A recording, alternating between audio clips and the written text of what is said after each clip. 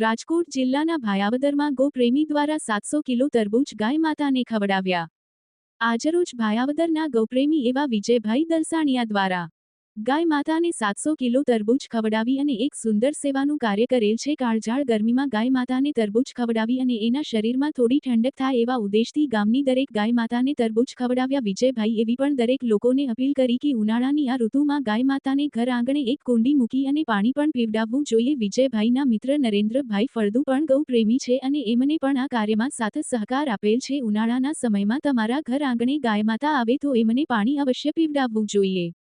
ગાય માતાને આપણા ઘરના એક સભ્યની જેમ સાચવવી જોઈએ। વિપુલ ધામેચા, ન્યૂઝ 14 ઉપલેટા। હેલો મિત્રો, કેમ છો? મારું નામ વિજયભાઈ દલસાણિયા છે। હું ભાયોદર ગામનો રહેવાસી છું।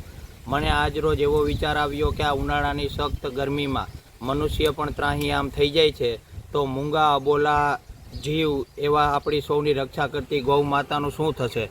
એટલા માટે આજ રોજ મેં 700 કિલો ફ્રેશ તરબૂચ મગાવી અને એમના નાના નાના ટુકડા કરી અને આસપાસની ગલી, શેરી અને આખા ગામની ગૌ માતાને વિતરણ કરેલ છે, જેથી ગૌ માતાની આવી કડકડતી ગરમીમાં ઠંડીની અહેસાસ પસરે એવા હેતુથી આ કામ કરેલ છે।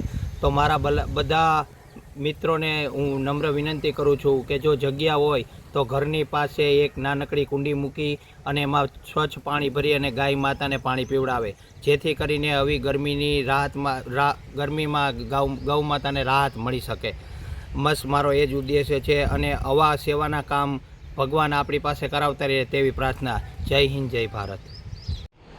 મારું નામ નરેન્દ્ર ફળદુ છે।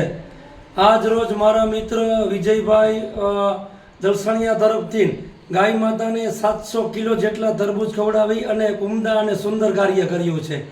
ગાય માતાને આપણે ઉનાળામાં વાસી ખોરાક ન ખવડાવવો જોઈએ અને આપણે શાકભાજીનું જ્યારે જબલું લઈ આવીએ ત્યારે એની અંદર આપણે કોઈ બ્લેડ છે, કાચની વસ્તુઓ છે એવી ન રાખવી જોઈએ।